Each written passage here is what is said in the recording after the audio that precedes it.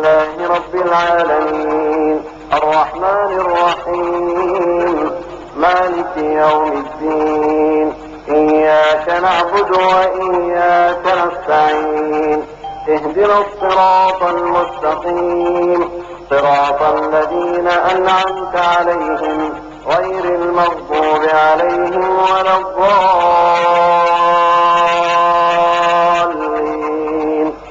آمين. அல்லாஹ்வுக்கு சொந்தமானது. அல்லாஹ் தான் எஜமானன். இந்த மார்க்கத்துக்கு எஜமான் யாரு? அல்லாஹ் தான். நபிகள் நாயகம் ஸல்லல்லாஹு அலைஹி வஸல்லம் அவர்களுக்கு கூட இந்த மார்க்கத்தில் ஒன்றை மாற்றுவதற்கு அனுமதி இல்லை. தெரிஞ்சுக்கணும். மா யகூனு லி அன் உபத்திலஹு மின் தில்காய் நஃப்ஸி, நானாக எந்த ஒன்றையும் மாற்றுவதற்கு எனக்கு அதிகாரம் இல்லை என்று நபியே சொல். அல்லாஹ் சொல்றான். யாருக்கு அதிகாரம் இல்லையா? மக்கள்லாம் எதிர்க்கிறாங்கிறதுக்காக வேண்டி ஒரு 2-3 அட்ஜஸ்ட் பண்ணிக்கலாம் நபிகள் நாயகம் தீர்மானிக்க முடியுமான்னா முடியாது. எனக்கு கிடையாது. நான் என்ன செய்வேன்? சொன்னதை சொல்லுவேன், அவ்வளவுதான். அல்லாஹ் என்ன சொன்னாலும் அதை சொல்லுவனே தவிர விளைவுகளை பார்த்துக்கிட்டு இந்த இடத்துல இதை சொன்னா எதிர்ப்பு ஒரு ஏத்துக்கிற மாட்டாங்க, அது 2 விட்டுருவோம். அந்த அதிகாரம் நபிகள் நாயகத்துக்கு அல்லாஹ் கொடுக்கல. அப்படி அவங்க அல்லாஹ் கொடுக்கல மட்டுமில்ல, இல்லன்னு மக்களுக்கு போய் டிக்ளேர் பண்ணுகிறான். அல்லாஹ் மா யகூனு லி அன் உபத்திலஹு மின் தில்காய் நஃப்ஸி, என் புறத்தில் இருந்து மாற்றிக் கொள்ளக்கூடிய அதிகாரம் எனக்கு இல்லை என்று முகமதே நீங்கள் சொல்லுங்கள். அல்லாஹ் சொல்றான். நபிகள் நாயகத்துக்கு கூட மாற்ற முடியாது. எந்த ஒன்றை, அதாவது தேனுங்கிறது அல்லாஹ் ஹலாலாக்கி இருக்கான். தேன் என்ற ஒரு உணவை, அந்த தேனை என்ன செஞ்சிட்டாங்கன்னா பொண்டாட்டியோட ஒரு சண்டை போட்டுக்கிட்டு கோபத்துல இனிமே தேனை தொடவே மாட்டான், தேனை ஹராமாக்கிட்டேன்ட்டாங்க. அல்லாஹ் என்ன பண்ணான் தெரியுமா? என்னது தேனை ஹராமாக்குறியா? நான் ஹலாலாக்கி இருக்கிறேன். அல்லாஹ் கேட்கிறான். அப்படி நான் சொல்லல, இது அல்லாஹ் கேட்கிறான். யா அய்யுஹன் நபியு, நபியே லிம துஹர்ரிமு மா அஹல்லல்லாஹு லக, அல்லாஹ் உனக்கு அனுமதிச்சது நீ என்னங்க ஹராமாக்குறது? நான் அதை ஹலாலாக்கி இருக்கிறேன், நீங்க ஹராமாக்கிறீங்களோ? அல்லாஹ் கேட்கிறான். அப்ப நபிகள் நாயகம் ஸல்லல்லாஹு அலைஹி வஸல்லம் அவர்கள் கூட மார்க்கத்தில் வளைந்து கொடுக்கவில்லை. வளையிற விளையாட்டு இருக்க கூடாது. என்ன நடந்தாலும் சரி, என்ன மாதிரி விளைவு வந்தாலும் சரி, மார்க்கத்தில் வளைய மாட்டேன், அந்த உறுதி இருக்கணும். அல்லாஹ் குர்ஆன்ல சொல்றான், பத்தும் லவ் துதிஹினு ஃபயுதிஹினூன், நபியே நீங்கள் வளைந்து கொடுத்தால் அவர்களும் வளைய ரெடியா இருக்கிறார்கள். ஆனால் ஃபலா துஸில் முகذிபீன், இந்த பொய்யர்களுக்கு கட்டுப்படாதீங்க, வளையாதீங்க. நீங்க கொஞ்சம் வளைஞ்சா அவங்களும் வளைய ரெடி. அவன் வளைவான். ஏன் வளைவான்? தப்புல இருக்கிறவன் வளைவான். அதுக்கிடையில ஒரு முக்கியமான ஒரு செய்தி சொல்ல வேண்டியிருக்கிறது. என்ன செய்தி? தெரிஞ்ச செய்தி, வேற ஒண்ணு கிடையாது. என்ன செய்தி? வரும் வாலி வரும் எப்பவும் இந்த மாதிரி. சரி, அப்ப இந்த வளைந்து கொடுக்கிறது குலைகிற விஷயம் எல்லாம் நபிகள் நாயகம் ஸல்லல்லாஹு அலைஹி வஸல்லம் அவர்களுக்கு அல்லாஹ் அனுமதிக்கல. குலையாத நீங்க குலைஞ்சா அவர்கள் குலைய தயாரா இருக்கிறார்கள், ஆனால் கட்டுப்படாது அப்படி சொல்றான். இன்னொரு இடத்துல அல்லாஹ் சொல்லி காட்டுறான். அதாவது லவ்லா அன் சப்பத்னாக்க, நாம் உம்மை உறுதிப்படுத்தி வைத்திருக்காவிட்டால் லக்கது கித்த கற்கனோ இலையும் செய்யும் கலீலா, அவர்களின் பக்கம் லேசாக நீ சாய்ந்திருக்க கூடும். சாயாம உன்னை ஆக்கி வச்சிருக்கிறான். நான் மட்டும் உன்னை உறுதிப்படுத்தி வைத்திருக்காவிட்டால் நீ கூட ஒரு பக்கம் அப்படி அப்படி பேலன்ஸ் சாஞ்சிட்டு போனாலும் போயிருவ, நான் காப்பாற்றி வச்சிருக்கிறேன்னு சொல்றான். அதனால நபிகள் நாயகம் ஸல்லல்லாஹு அலைஹி வஸல்லம் அவர்கள் கூட இந்த மார்க்கத்தில் வளைப்பதற்கான அதிகாரத்தை பெறவில்லை, இல்லாததை சேர்ப்பதற்கான அதிகாரத்தை பெறவில்லை, நீக்குவதற்கான அதிகாரத்தை பெறவில்லை என்பதை நம்ம தெளிவா புரிஞ்சுக்கணும். அதனால இந்த வளையிற விஷயம் வந்துச்சு பாருங்க, என்ன வந்தாலும் சரி, எந்த கடுமையை எதிர்க்கிறார்களோ அதுக்காக நம்ம மாத்திக்கிற கூடாது. அப்பதான் நமக்கு உறுதி இருக்குன்னு அர்த்தம். இன்னும் சில பேர் என்ன செய்யறாங்க தெரியுமா? வேற ஒரு பொருள் சீத்தம் பல போர்களை கொண்டு வருவான். என்ன போர்வை? நம்ம எல்லாம் ஒத்துமையா இருக்கணும், இந்த ஆயத்தை தூக்கி போடணும், ஒரே நமக்கு அமுக்குறது. நம்மள என்ன பண்ணணும்? ஒத்துமையா இருக்கணும். நேற்று வரைக்கும் நான் தானே இருந்தோம், இப்ப நமக்குள்ள அப்ப சண்டை. ஒண்ணுக்கு சண்டை, உனக்கு எனக்கு சண்டை, பங்காளி சண்டையா, வேற சொத்துப்பட்டு சண்டை, என்ன சண்டைங்கிறேன்? அல்லாஹ் சொன்னதை கேளு, ரசூல் சொன்னதை கேளு, நான் சொல்றேன். ரெண்டையும் கேட்க மாட்டேன்னு நீ சொல்ற. அப்ப நீ அல்லாஹ்வையும் ரசூலையும் விட்டுட்டு ஒத்துமையாகணுமா? இல்ல அல்லாஹ்வையும் ரசூலையும் விட்டுட்டு ஒத்துமையாகிறது ஒத்துமையா? அப்படி ஒத்துமையை பத்தி குர்ஆன்ல எங்க அல்லாஹ் சொல்றானா? சொல்லல. ஒற்றுமையாயிருங்கள் ஒரு ஆயத்தை குர்ஆன்ல இல்ல. நல்லா விளங்கிருங்க. ஒற்றுமையாயிருங்கள் ஆயத்து குர்ஆன்ல இருக்க, ஒரு ஆயத்துக்கு தப்பா அர்த்தம் செய்யலாம். அல்லாஹ் குர்ஆன்ல என்ன சொல்றான்? வஅத்தஸிமு பிஹப்லில்லாஹி ஜமீஆ, எல்லோரும் சேர்ந்து அல்லாஹ்வுடைய கயிற்றை பிடித்துக் கொள்ளுங்கள். அல்லாஹ்வுடைய கயிறு தான் குர்ஆன், இந்த மார்க்கம். எல்லாரும் சேர்ந்து வந்து இதை பிடிங்கிறான். ஒலாத்த பர்றக்கு அதுல பிரிஞ்சிடாதீங்கிறான். இவன் என்ன செய்யறாங்க? திருட்டு பேர் சொல்ற மாதிரி, திருட்டு பேர் 10 பேர் சேர்ந்து திருடுவாங்க. ஒருத்தன் திருந்துவான், திருந்தவன அவங்களுக்கு விவகாரமாயிரும். ஏன்டா திருந்துற, நான் உன்னத்தானே செஞ்சுட்டு இருந்தோம், உன்னத்தானே எல்லாம் பங்கு வச்சுட்டு இருந்தோம், உன்னத்தானே எல்லாம் அப்படிங்கிற மாதிரி இருக்குது. வரதட்சணை வாங்குவாங்களாம், நம்மளும் சேர்ந்து ஒவ்வொரு வாங்கிக்கணுமா. வந்து கபருக்கு போவாங்களாம், நம்மளும் சேர்ந்து பண்ணிக்கணுமா. கத்தம் ஓதுவாங்களாம், பாத்தியம் ஓதுவாங்களாம், அவரோட சேர்ந்து நம்மளும் செஞ்சுக்கணுமா. இப்படியான ஒற்றுமை இஸ்லாத்துல உண்டா? எந்த நபி வந்து ஒற்றுமைப்படுத்தினார் சொல்லுங்க பாப்போம். நபிமார்கள் வந்து பிரிக்கத்தான் செய்தார்கள். பில்டர் பண்ணி எடுக்கணும். கசட தனியா, சுத்தமான தனியா பிரிச்சு எடுக்க வேண்டும். கை நிறைய கழுத விட்டு இஸ்லாத்துல கிடையாது. கை நிறைய இருந்தா கழுத விட்டு நல்லது ஒத்துக்குறீங்களா? அது என்ன சரக்குன்னு பார்க்கணும், நிறைய பார்க்க கூடாது. இஸ்லாமிய மார்க்கத்தை பொறுத்த வரைக்கும் ஒற்றுமை என்ற வாதத்திற்கு இடமே இல்லை. நபிகள் நாயகம் ஸல்லல்லாஹு அலைஹி வஸல்லம் வருவதற்கு முன்னாடி அவங்க குடும்பம் அவ்வளவு ஒற்றுமையா இருந்துச்சு. எப்ப அல்லாஹ்வுடைய தூதர் நாங்களோ அபூ லஹப் பெரிய வாப்பா தான் எதிர்த்தான், குடும்பம் பிரிஞ்சிச்சு. நபிகள் நாயகம் ஸல்லல்லாஹு அலைஹி வஸல்லம் வந்த பிறகு குடும்பம் பிரிஞ்சிச்சா இல்லையா? அபூ லஹப் சண்டை, எல்லாம் நேத்து வரைக்கும் அண்ணன் தம்பி தான். நேத்து வரைக்கும் அபூ லஹப் அண்ணன் தம்பி தான், அபூ ஜஹல் அண்ணன் தம்பி தான். இந்த மார்க்கத்தை சொன்ன உடனே என்ன நடக்குது? மன்னவாரி வீசி தப்பல்ல காலிஹாலா ஜமாத்தனா, இதுக்கு தான் எங்களை கூப்பிட்டியா, நாசமா போண்டு மன்னவாரி வீசன் அபூ லஹப் பெரிய தகப்பனார் நபிகள் நாயகத்தை எதிர்த்தான். அப்ப நபிகள் நாயகத்துடைய பெரிய தகப்பனார் எதிர்த்தாங்களே, உறவு முறிஞ்சிச்சா இல்லையா? ஒற்றுமையா அல்லாஹ் விரும்பலாம். நல்லதின் பக்கம் அசம்பிள் பண்ணணும் மக்களை, நல்ல காரியத்தின் பக்கம் மக்களை ஒன்று திரட்டணும். தப்பான தலைவர்களை தனியா நிப்பாட்டி விட்டு மக்களை எல்லாம் பிரித்து எடுக்கணும். ஆனால் ஆரம்பத்தில் இப்படி தோன்றக்கூடிய பிரிவினை பிறகு ஒற்றுமையா மாறும். கொள்கை அடிப்படையில் பிரித்தால் தான் உண்மையான ஒற்றுமை வரும். நபிமார்கள் அப்படிதான் பிரித்தார்கள். எந்த அளவுக்கு பிரிச்சாங்க? ஹிஜ்ரத் பண்ணி போனாங்க. ஹிஜ்ரத்னா என்ன? சொந்த ஊரை விட்டுட்டு ஓடுறது பேர் ஹிஜ்ரத். கணவனை விட்டு மனைவி ஓடுதல் கொள்கைக்காக வேண்டி, மனைவி விட்டு கணவன் ஓடுதல் கொள்கைக்காக வேண்டி, அதுக்கு பேர் ஹிஜ்ரத். தகப்பனை விட்டு மகன் ஓடுதல், மகனை விட்டு தகப்பன் ஓடுதல் கொள்கைக்காக, அதுக்கு பேர் ஹிஜ்ரத். தகப்பன் இங்க, மகன் ஊரை விட்டு ஓடுறாரு. மகன் இங்க, தகப்பன் ஊரை விட்டு ஓடுறாரு. இந்த சனியோட இருக்க மாட்டேன், இந்த கெட்ட ஹராமிகளோட இருக்க மாட்டேன்னு சொல்லிட்டு எல்லாம் ஒண்ணுனா பாஸ் ஆகுது. நபிகள் நாயகம் உள்பட எல்லாத்தையும் விட்டு போனாங்களா இல்லையா? அப்ப என்ன ஒத்துமை? ஒத்துமை உட்கார்ந்து இருக்க வேண்டியதானே? அது இஸ்லாத்துல கிடையவே கிடையாது. அப்படி ஒரு போலி ஒற்றுமை கிடையாது. ஆனால் என்ன ஒற்றுமை தெரியுமா? குர்ஆன் தான், நபிகள் நாயகம் தான், இந்த ரெண்டை தவிர வேறு இல்லை என்ற கருத்தில் மக்களை நீங்கள் அசம்பிள் பண்ணினால் அது கரெக்டான ஒற்றுமையாக, உறுதியான ஒற்றுமையாக. எந்த அளவுக்குள்ள ஒற்றுமை என்று கேட்டால் அல்லாஹ் சொல்லி காட்டுறான். குர்ஆன்ல அல்லாஹ் சொல்லி காட்டுறான், வஅல்லஃப பைன குலூபிக்கும். அல்லாஹ் சொல்றான், குன்தும் அலா ஸஃபா ஹுஃபரத்தின் மினன் நார். நீங்க நரகத்தினுடைய விளிம்பில் இருந்து கொண்டிருந்தீர்கள். நபித்தோழர்களை பார்த்து அல்லாஹ் கூப்பிட்டு சொல்றான், மதீனாவில் இருந்த நபித்தோழர்களை பார்த்து சொல்றான், குன்தும் அலா ஸஃபா ஹுஃபரத்தின் மினன் நார். நரகத்தினுடைய விளிம்பில் நீங்கள் இருந்தீர்கள். ஃபஅன்கதகும் மின்ஹா, அதிலிருந்து அல்லாஹ் உங்களை விடுவித்தான். ஃபஅல்லஃப பைன குலூபிக்கும், உங்கள் இதயங்களுக்கு மத்தியிலே இணக்கத்தை ஏற்படுத்தினான். அல்லாஹ் சொல்றான், ஃபஅஸ்பஹதும் பினிஅமதிஹி இஹ்வானா, அவனுடைய அருளால் நீங்கள் சகோதரர்களாகவே ஆகிவிட்டீர்கள். பிரிச்சு எடுத்து எப்படி உருவாக்குறாங்க?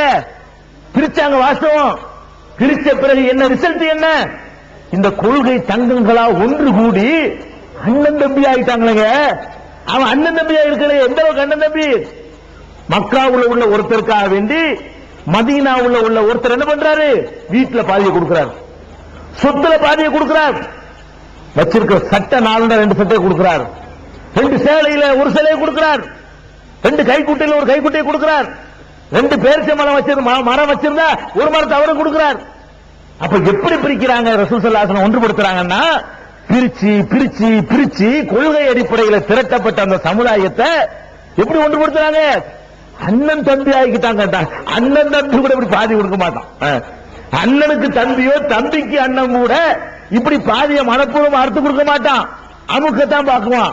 பெரிய பங்கை நம்ம எடுத்துக்கிடுவோம், சின்ன பங்கை ஏமாத்துவோம், தம்பிக்கு கொஞ்சம் துரோகம் செய்வோம். அண்ணன் தம்பிக்கு ஏற்படாத அந்நியோன்யத்தை அங்க ஏற்படுத்தினாங்க. ஒரு பசி என்று வந்த நேரத்தில் வீட்டுல சாப்பிடுறதுக்கு உணவு இல்ல, ஒரு ஆள் சாப்பிடுறதுக்கு தான் உணவு இருக்கிறது. விருந்தாளி கூட்டு வந்துட்டாரு, விருந்தாளி அழைத்து வர்றாள் கணவர்.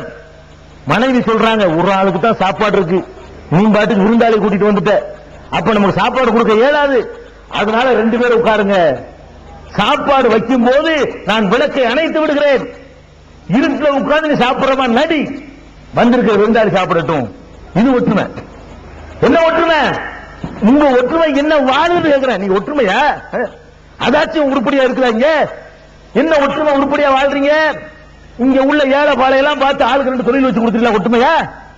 லிஸ்டாங்க. இங்க உள்ள ஏழை குமர்களுக்கு எல்லாம் கல்யாணத்தை பண்ணி வைக்கிற வேலையெல்லாம் செஞ்சு ஒற்றுமையை செஞ்சு கொடுத்தீங்களா? லிஸ்ட் தாங்க. சம்பாதிக்க வழி இல்ல, அதுக்கெல்லாம் வழி செஞ்சல ஜமாத்துக்கள்ல லிஸ்ட் கொடுங்க. என்ன ஒத்துமை? ஒத்துமைன்னு சொல்லி தப்பு மட்டும் பண்ணீங்க. எல்லாம் சேர்ந்து திருவிழா நடத்துவீங்க, எல்லாம் சேர்ந்து கும்மாளம் போடுவீங்க, எல்லாம் சேர்ந்து வரவச்சனை வாங்குவீங்க, எல்லாம் சேர்ந்து ஊரை வளைச்சு பந்தல் போடுவீங்க, எல்லாம் சேர்ந்து ஆடம்பரமா கல்யாணம் பண்ணுவீங்க. என்ன ஒத்துமை? நாசப்படுத்துவதற்கு ஒத்துமை, சமுதாயத்தை கெடுக்கிறதுக்கு ஒத்துமை. நபிகள் நாயகம் ஸல்லல்லாஹு அலைஹி வஸல்லம் உருவாக்கின ஒத்துமை அங்க அடிச்சா இங்கே துடிக்கும் சொன்னாங்களே. அல் மூமினுல் மூமினி கல் புன்யான். ஒரு இறை நம்பிக்கையாளன் இன்னொரு இறை நம்பிக்கையாளன் ஒப்பிட்டு பார்த்தால் ஒரு கட்டிடத்தை போல. ஒரு கட்டிடத்தில் உள்ள எல்லா கல்லும் சேர்ந்துதான் கட்டிடம், தனித்து பிரிச்சு பார்க்க இயலாது. ஒரு கட்டிடமா ஆக்குனாங்க. இன்னொரு சந்தர்ப்பத்தில் சொன்னார்கள், கல் ஜஸதில் வாஹித், ஒரு உடலை போல. எல்லா முஸ்லிமும் ஒரு உடலை போல. அப்படி ஒத்துமையாயிரு. அது எப்ப வரும்? என்ன மாதிரி இருக்கணுமா? உன்னுடைய உடல்ல கண்ணுக்கு வேதனை ஏற்படுகிறது, கண்ணுதான் அதை பேஸ் பண்ணுதா? கண்ணுக்கு வர்ற வேதனையை கண்ணா பேஸ் பண்ணுது. காலு நடக்குது டாக்டர்கிட்ட, கண்ணுக்கு தானே வேதனை, நாயாம் போகணும் கண்ணையா ஊட்டி விடுது? ஊட்டி விடுறது இல்ல, கண்ணு தான் வலிக்குது. ஆனா காலு தான் போகுது டாக்டர்கிட்ட. வாயு தான் கண்ணுக்காக பேசுது, வலிக்குது தாங்க இல்லைன்னு வாயு தான் பேசுது. கை தான் மாத்திரை வாங்குது, நாக்கு தான் அந்த மார்க்கெட் துவைக்குது, குடல் தான் அதை போட்டு அரைக்குது. நோய் கண்ணுக்கா இருந்தாலும் இவ்வளவு உறுப்பும் சேர்ந்து உழைக்குதுல. அப்படி இருக்கிறதுக்கு பேர் ஒத்துமைப்பா. அதைத்தான் விரும்புறாங்க நாங்க நபி ஸல்லல்லாஹு அலைஹி வஸல்லம். அந்த ஒத்துமை எந்த ஊர்ல இருந்து சொல்லுங்க பாப்போம். இருந்தா ஏன் இல்ல? பேசிக் இல்ல, அடிப்படை இல்ல, அஸ்திவாரம் இல்ல. குர்ஆன் சுன்னா அடிப்படையில் தான் நாங்கள் ஒன்றுபடுவோம் என்ற உண்மை இல்ல. அதனால அப்படி கலக சோக் காட்டிட்டு இருக்கிறீங்க. தெர்மாக்கூல்ல கட்டப்பட்ட கட்டிடம், அஸ்திவாரம் இல்லாம கட்டின கட்டிடம் கூட இல்ல. எல்லாம் தெர்மாக்கூல்ல கட்டின கட்டிடம் பார்த்தா கட்டுற மாதிரி தெரியுது. ஊதி விட்டா தள்ளிட்டு போயிடும், காற்றுல வரணும். அதான் நம்முடைய ஒத்துமை. நபிகள் நாயகம் ஸல்லல்லாஹு அலைஹி வஸல்லம் அவர்கள் அஸ்திவாரத்தை பலமாக தோண்டி இரும்பு கோட்டை எழுப்பி வைத்தார்கள். அந்த ஒற்றுமை வர வேண்டுமா என்று சொன்னால் நீ பாட்டு கொள்கையை அடிச்சு பேசிட்டே 1 2 ஆகும், 2 3 ஆகும், 3 நான் சொல்றேன். இங்க வந்திருக்கிற மக்களே எத்தனை பேர் செருப்பு வீசினவங்க இருப்பீங்க? நீங்க வரலையா? நீங்களா இங்க வந்திருக்கிறவர்கள் பிறந்தோன்னு ஏத்துக்கு வந்த ஆட்களா? இங்க வந்திருக்கிற எத்தனையோ நண்பர்கள் தோழர்கள் எனக்கு தெரியும். அடித்தவர்கள் இங்க இருக்கிறீர்கள், கல்லறிந்தவர்கள் இருக்கிறீர்கள், அருவாளை எடுத்து வெட்டினவருடைய தலைமையில் நாங்கள் கூட்டம் போட்டு பேசி வந்திருக்கிறோம். ஒரு காலத்தில் அருவாளை எடுத்து வெட்டினாலு இதே கூட்டத்துக்கு தலைமை தாங்கி நடத்துற அளவுக்கு அந்த மக்கள் வந்தார்கள். அப்ப அந்த மாதிரி 1 2 3 பிரித்தெடுக்கப்பட்ட பிறகு வர ஒற்றுமை இருக்கு பாருங்க, அதுதான் ஒற்றுமை. இந்த ஒற்றுமைங்கிற ஆயுதத்தை தூக்கி போட்ட உடனே மார்க்கத்தை விட்டுறாதீங்க. நபிமார்கள் யாரும் ஒற்றுமைப்படுத்தல, சரியான கொள்கைக்கு மக்கள் அழைத்தாங்க. ஒற்றுமைங்கிற பேர்ல தப்பெல்லாம் அங்கீகரிக்க கூடாது. நியாயத்திற்கு மட்டும் மக்களை திரட்ட வேண்டும்.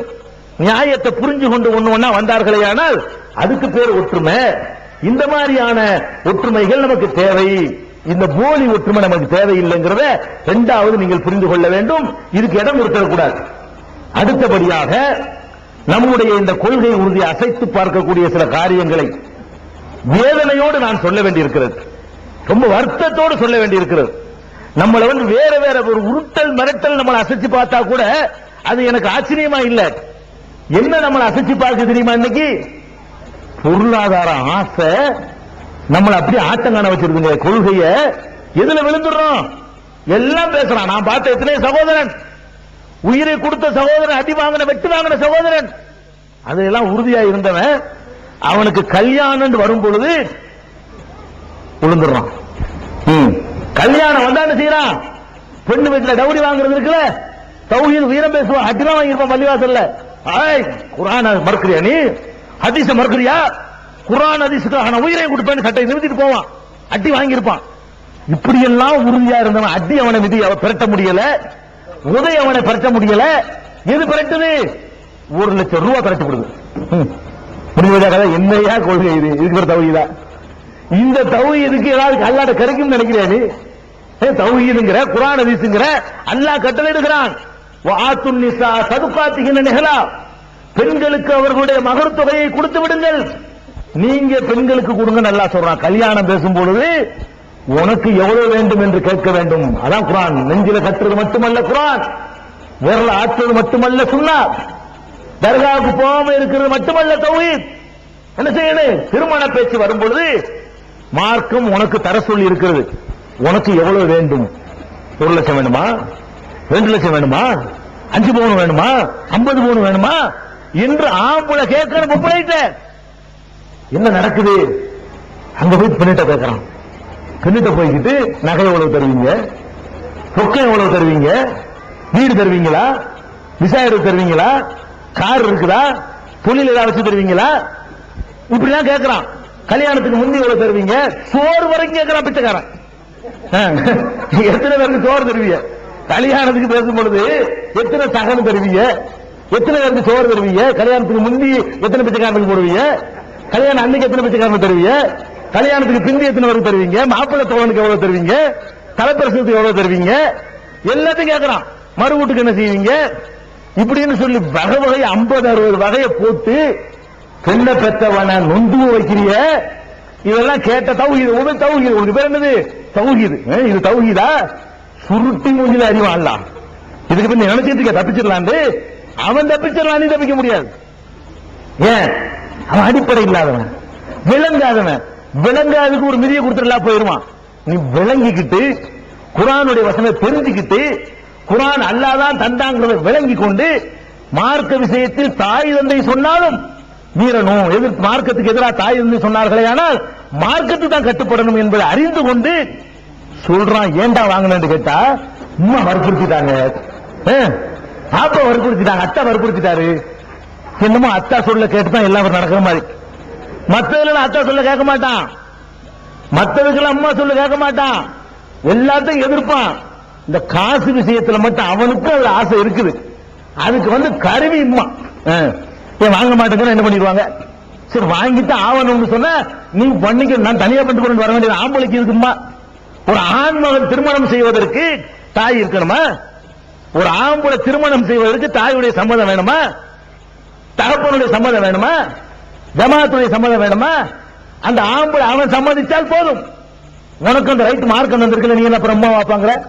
இதுல நீ மீறலாம? அம்மாவை தாயை மீறலாம? தகப்பனை மீறணும், என்ன மீறலாம? மீறியாகணும். நபிகள் நாயகம் ஸல்லல்லாஹு அலைஹி வஸல்லம் சொன்னாங்க, லா தாஅத லி மக்லூகின் ஃபீ மஅசியத்தில் காலிக். இறைவனுக்கு மாறு செய்கிற விஷயத்துல மனிதர்கள் கட்டுப்படக்கூடாது. இறைவனுக்கு எதிராக ஒண்ணு சொன்னா, பாப்பா சாராயம் வாங்கிட்டு வரலாமா? பாப்பாவே இருக்கட்டுமே, இந்த சாராயம் வாங்க சொல்ல, சோப்பு வாங்கிட்டு வர்றேன், வெத்தலை வாங்கிட்டு வர்றேன், அந்த டீ வாங்கிட்டு வர்றேன், பிராந்தி வாங்கிட்டு வரலான்னு கேட்கணுமா இல்லையா ஒரு மகன்? அப்ப தகப்பனார் சொன்னாலும் தப்புக்கு துணை செய்ய முடியாது, தகப்பன் நாங்க காப்பாற்ற முடியாது. அல்லாஹ் சொல்றான், தெளிவா இருக்கிறான். யௌம யஃபிருல் மர்உ மின் அஹீஹி வ உம்மிஹி வ அபீஹி வ ஸாஹிபத்திஹி வ பனீஹி லிகுல்லி இம்ரிஇன் மின்ஹும் யௌமஇதின் ஷஅனுன் யுக்னீஹி. அல்லாஹ் சொல்றான், அந்த நாளையில மனிதன் ஓட ஆரம்பிப்பான். மறுமையில் அங்க அல்லாஹ்ட்ட நிப்பாட்டும் போது பாப்பா வரமாட்டார், அம்மா வரமாட்டாங்க. அல்லாஹ் சொல்றான், மின் அஹீஹி, கூட பிறந்த சகோதரனை விட்டு ஓடுவான், தாயை விட்டு ஓடுவான், மனைவி விட்டு ஓடுவான், பிள்ளைகளை விட்டு ஓடுவான், எல்லாத்தையும் விட்டு ஓட ஆரம்பிப்பான். அல்லாஹ் என்னை அவனை சமந்த, நான் தனி அவன் தனி, எனக்கு ஓட ஆரம்பிச்சிருவான். ஒவ்வொருத்தரும் தன்னை காப்பாத்து சொல்லிட்டு இருப்பான் என்று அல்லாஹ் சொல்றானே. அப்படிப்பட்ட யௌமலா எம்போ மாலும் ஓலா பனூன், காசுகளோ மக்க செல்வங்களோ பயன் தராத நாள் யாரும் யாருக்கு ஒண்ண முடியாது, எவனும் உதவ முடியாது. அப்படிப்பட்ட நாளுக்கு தான் நீ தௌஹீதுக்கு வந்தியா, ஃபேஷனுக்கு வந்தியா? நான் கேட்கிறேன், நீ தௌஹீதுன்னு சொல்லி எங்களுடைய கூட்டிட்டு போய், நான் அதுக்கு கல்யாணத்துக்கு போறதில்லை, போனா நம்மளே கூட்டிட்டு போய் கவுத்தி விட்டாங்க நிறைய ஊர்கள் போய் வாங்கலாம் பாங்க. இது நம்பிக்கிட்டு போனா தெரியாது தானே, போய் பயங்கரமா பாராட்டி இவர்கள் வாங்காமல் பார்த்தீர்களா, தியாகத்தை பார்த்தீர்களா, நான் படிச்சுட்டு வந்துருவானா 3 நாள் கடிதம் வரும், ஆகிட்டாங்க உங்களை ஏமாத்திருக்கிறான்னு சொல்லி. அதுல போறது இல்ல. 15 வருஷமா எந்த கல்யாணத்துக்கு போறது கிடையாது. முதல் 5 வருஷத்துக்கு ஏமாந்தோட சரியா போச்சு. அந்த மாதிரி பியூரா நடத்துறது இல்ல. முதல் வந்து நடத்தணுங்கிறது கிடையாது மார்க்கத்துல. அவங்க நடத்திட்டு போயிடலாம். இருந்தாலும் கூட இந்த மாதிரி எல்லாத்தையும் அல்லாவை ஏமாத்தி, எங்களோட ஏமாத்தி, ஊரை ஏமாத்தி, அப்ப எப்படி நான் கேட்கிறேன், அந்த உங்களுக்கு எழுத்தானே அவன் தான் எப்படி உங்களை நம்புவான்? தேசம் போடுறாங்க. நீங்க உண்மையிலே மார்க்க ஆட்களா வாங்காம இருந்திருக்கணுமா இல்லையா? அப்படி நினைக்க வேணா இல்லையா? அப்ப வரக்கூடியவர்களை உங்களுடைய செயல் தடுத்து நிறுத்தா இல்லையா?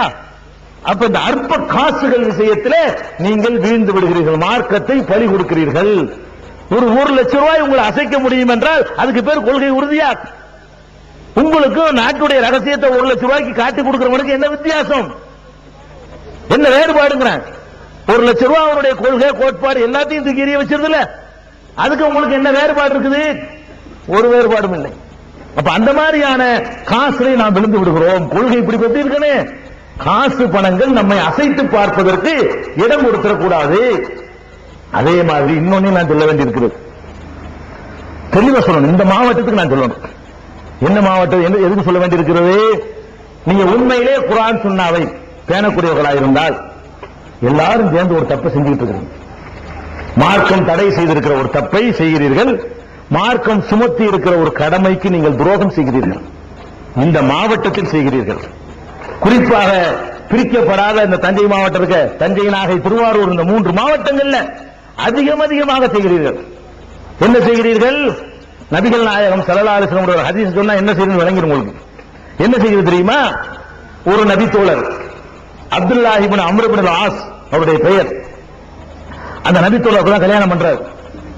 கல்யாணம் பண்ணிட்டு என்ன பண்றாருன்னு கேட்டா ஒரே இபாதத்தை மூழ்கிட்டார். கல்யாணம் பண்ணதுல இருந்து என்னது, ஒரே வணக்கம், பள்ளி வாசலே கதி, ஒரே தொழுகை தான். இப்ப பார்த்தாலும் தினசரி நோம்பு. அப்துல்லாஹ் இப்னு அம்ர் இப்னு ஆஸ் என்பவர் தினம் இப்ப பார்த்தாலும் தொழுகை தான். தொழுகையும் கையுமா தான் இருப்பார். எப்ப பார்த்தாலும் நோம்பு தான். இந்த மாதிரி வச்சுக்கிட்டு இருக்கிறார். வச்ச உடனே பொண்ணு வீட்டுல இருந்து கம்ப்ளைண்ட் வந்துருச்சு. யாருக்கு வருது? நபிகள் நாயகம் ஸல்லல்லாஹு அலைஹி வஸல்லம் அவர்களுக்கு கம்ப்ளைண்ட் வருது. அல்லாஹ்வுடைய தூதரே இந்த மாதிரி கல்யாணம் பண்ணாரு, எப்ப பார்த்தாலும் தொழுகை, எப்ப பார்த்தாலும் நோம்பு அப்படின்ற உடனே நபிகள் நாயகம் ஸல்லல்லாஹு அலைஹி வஸல்லம் என்ன பண்றாங்க, கூப்பிட விட்டா வந்துருவாரு அவருக்கு. இங்க வாண்டா வந்துட்டாரு. அப்படி செய்யல, தேடி போறாங்க.